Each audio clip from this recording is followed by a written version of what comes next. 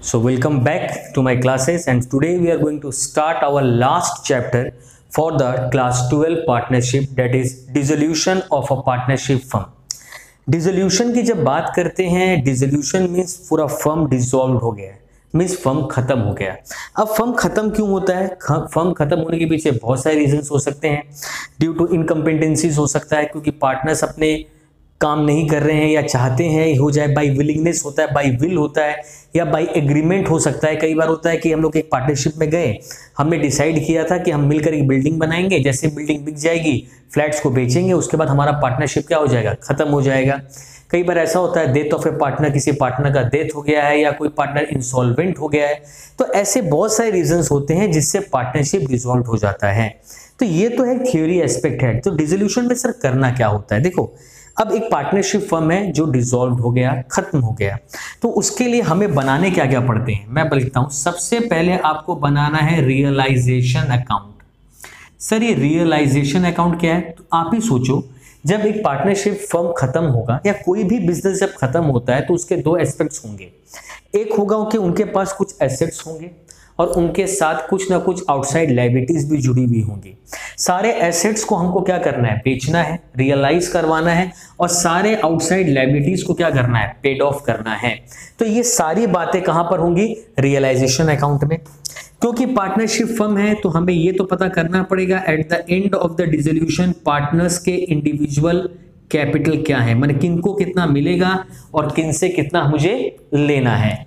साथ ही साथ क्योंकि डिसोल्यूशन की बात हो रही है, पैसों की बात हो रही है, एसेट्स बिकेंगे तो पैसे आएंगे, लायबिलिटी पेड ऑफ होगी तो पैसे जाएंगे, और फाइनली पार्टनर्स को भी कुछ देना है। तो यहाँ पे बैंक और कैश अकाउंट का प्रिपरेशन होगा इंस्टेड ऑफ बैलेंस शीट।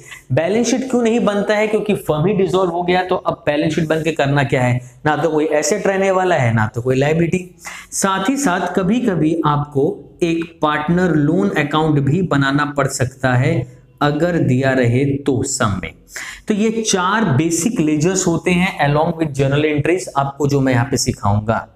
लेकिन रियलाइजेशन अकाउंट को बनाते कैसे हैं, पोस्टिंग कैसे होती है, तो पहला स्टेप अपने को वो जानना है। उसके लिए मैंने कुछ रूल्स आपको लिखे हैं। जो पहला रूल है, देखो मैंने लिखा है, all assets are to be transfer to the debit side of realization account.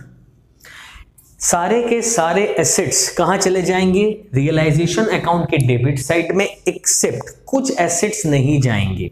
वो कौन कौन से हैं सर? पहला है कैश और बैंक नहीं जाएंगे, advertisement, suspense, profit and loss, drawings, current account, capital overdrawn and loan to a partner. Sir ऐसी क्या बात है कि सारे एसेट्स जाएंगे? ये नहीं जाएंगे। पहली बात, सारे एसेट्स क्यों जाएंगे?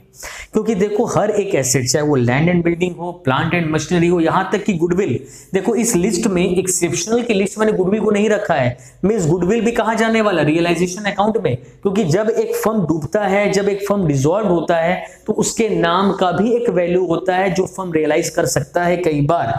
इसीलिए land and building, plant, furniture, computer, कुछ ऐसे एसेट्स होते हैं, फिक्स एसेट्स होते हैं, स्टॉक जो करंट एसेट्स होते हैं, डेटर्स जिनसे हम पैसा पाते हैं, उनका एक रियलाइजेबल वैल्यू होता है। That's why we have to transfer such type of assets to the realization account.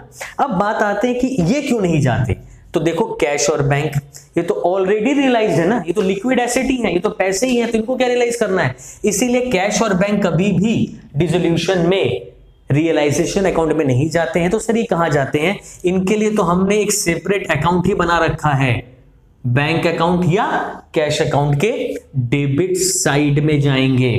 इसके अलावा सर अब बात करते हैं एडवर्टीजमेंट, सस्पेंस। देखो एडवर्टीजमेंट वर्ड का मतलब क्या था, सस्पेंस का, कि आपने अपने कंपनी का एडवर्टीजमेंट बनवाया जिसके लिए काफी खर्चा आपने कर दिया, और उस खर्चों को आप आस्ते आस्ते राइट ऑफ करते हैं। Means we have already paid for such expenses, अब उसको हम ईयरली राइट ऑफ करते हैं। तो ये कहां से राइट ऑफ करते हैं? पार्टनर से करते हैं, जो आपने एडमिशन में भी सीखा है, रिटायरमेंट में भी सीखा है। असेट साइड में अगर आप प्रॉफिट एंड लॉस को देखते हैं, इट्स मींस अ लॉस, तो लॉस कौन बियर करता है? पार्टनर। ड्रॉइंग्स कौन करता है? पार्टनर। तो पैसे कौन बियर करेगा? पार्टनर। करंट अकाउंट का मतलब क्या होता है? पूरे ईयर में पार्टनर्स ने क्या लिया क्या दिया उसका हिसाब, और कैपिटल ओवरड्रॉन कभी कभी पार्टनर जितने पैसे लगाते हैं उससे ज्यादा निकाल लेते हैं, तो कभी कभी पार्टनर का कैपिटल यूं तो लायबिलिटी होता है, लेकिन कभी कभी कैपिटल ओवरड्रॉन बोल के भी एक आइटम होता है जो आपको एसेट में नजर आएगा। एसेट क्यों हो जाता है? क्योंकि फर्म के प्रोस्पेक्ट से फर्म क्या करता है, पार्टनर से पैसा पाता है। और कभी कभी लोन टू अ पार्टनर, माने फर्म ने पार्टनर को लोन दिया है तो हम पार्टनर से क्या करेंगे, रिकवर करेंगे। इसीलिए ये जो सारे एसेट्स आपको दिख रहे हैं, यूं तो इनका कोई रियलाइजेबल वैल्यू नहीं है, they have to be got adjusted through the partner capital account, इसीलिए हम इन्हें ट्रांसफर करते हैं debit side of partner capital account में। तो थियरी क्या हुई सर? आपने कहा था रियलाइजेशन अकाउंट बनाना है, हमने सीखा। आपने कहा पार्टनर कैपिटल बनाना है, बैंक बनाना है, और एसेट्स को आपने तीन ही कैटेगरी में बांटा और तीनों में एक कॉमन बात है, all the assets are to be transfer to the debit side. देखो, चाहे वो रियलाइजेशन अकाउंट हो, चाहे वो बैंक अकाउंट हो, चाहे वो पार्टनर कैपिटल हो, एसेट्स की जो कैटेगरी है, the list of the asset, वो सारे के सारे अपीयर होंगे डेबिट साइड में। बस ख्याल इन बातों का रखना है कि कौन सा रियलाइजेशन में जाएगा, कौन सा पार्टनर में जाएगा और कौन सा बैंक में जाएगा, और वो जानना बहुत मुश्किल नहीं है। ऐसा नहीं कि सर इसको हार्ड एंड फास्ट हम याद कर लें। आप कॉमन सेंस की बात करो। कैश और बैंक को लेके कोई डाउट सर हो नहीं सकता, क्योंकि they are already in liquid form. और ये जो नाम है, नाम देख के ही समझ में आता है कि इनको पार्टनर के थ्रू ही एडजस्ट करना है, तो अल्टीमेटली डेबिट साइड में डाल देंगे। तो ये तीनों चीज मेरे को क्लियर हो गया। अब मैं कुछ प्रोविजंस की बात करता हूं जो आप कई बार देखते हैं। आप कई बार देखते हैं provision for doubtful debt debtors से लेस होके आता है। इन्वेस्टमेंट फ्लक्चुएशन रिजर्व जो इन्वेस्टमेंट के अगेंस्ट में बनाया जाता है, इसको इन्वेस्टमेंट के नीचे लेस बोल के नहीं दिखाया जाता, लायबिलिटी साइड में दिखाया जाता है। और एडमिशन रिटायरमेंट की क्लासेस मैंने कई बार कहा है कि प्रोविजन यूं तो एसेट साइड में दिखता है डेटर से रिड्यूस होकर, लेकिन ये अल्टीमेटली है क्या, लायबिलिटी है। और कई बार आपको डिसोल्यूशन में प्रोविजन फॉर डिप्रिसिएशन भी दिखेगा जो हम फिक्स एसेट्स के अगेंस्ट में बनाते हैं। ये तीनों ही आइटम एक्चुअल में अपीयर कहां करते हैं, लायबिलिटी साइड में, क्योंकि लायबिलिटी है।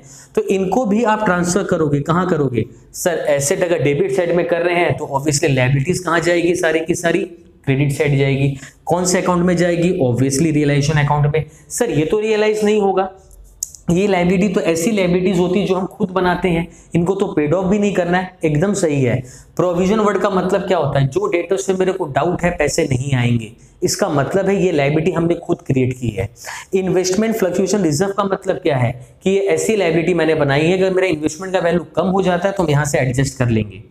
प्रोविजन फॉर डेप्रिसिएशन का मतलब क्या होता है? ये फिक्स एसेट्स के अगेंस्ट हमारा, जब हम फिक्स्ड एसेट्स को कॉस्ट के वैल्यू पे दिखाते हैं, रिड्यूस्ड वैल्यू पे नहीं दिखाते, तो लायबिलिटी में इनको दिखाते हैं।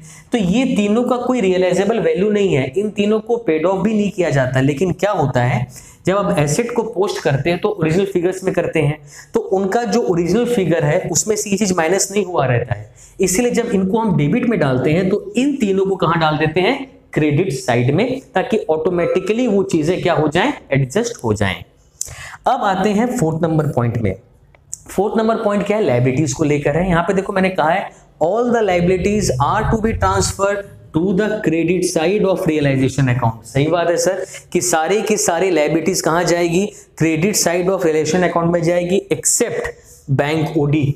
बैंक ओडी नहीं जाएगी, कैपिटल नहीं, current account reserve PL partner loan. Sir ये क्या? थोड़ा सा बहुत बच्चे बोलेंगे सर करेंट अकाउंट यहां भी है, करेंट अकाउंट यहां भी, कैसे समझेंगे? अरे भाई ये जो करेंट अकाउंट हो आपको एसेट साइड में दिखेगा, ये जो करेंट अकाउंट है आपको लायबिलिटी साइड में दिखेगा, ये कैपिटल ओवरड्रॉन बोल के आपको एसेट में नजर आएगा, ये कैपिटल लायबिलिटी में नजर आएगा, ये पीएल में डेबिट लिखा रहता है और ये एसेट साइड में, ये एसेट्स में आता है, ठीक है। और ये पीएल कहां आएगा? आपको लायबिलिटी साइड में नजर आएगा। तो इसको लेके कोई कंफ्यूजन आपको नहीं होना चाहिए। आप जब पोस्ट करेंगे you have to be clear regarding your assets and liabilities. Assets are going to appear in the debit side of all the account, whether it's a realization partner or bank, and liabilities are going to be transferred to the credit side of realization account, partner और bank. तो यहाँ पे देखो अब bank OD पे बात करते हैं। सर बैंक ओडी क्यों नहीं जाएगा? क्योंकि सर बैंक ओडी का मतलब होता है extra money drawn from the bank against our account.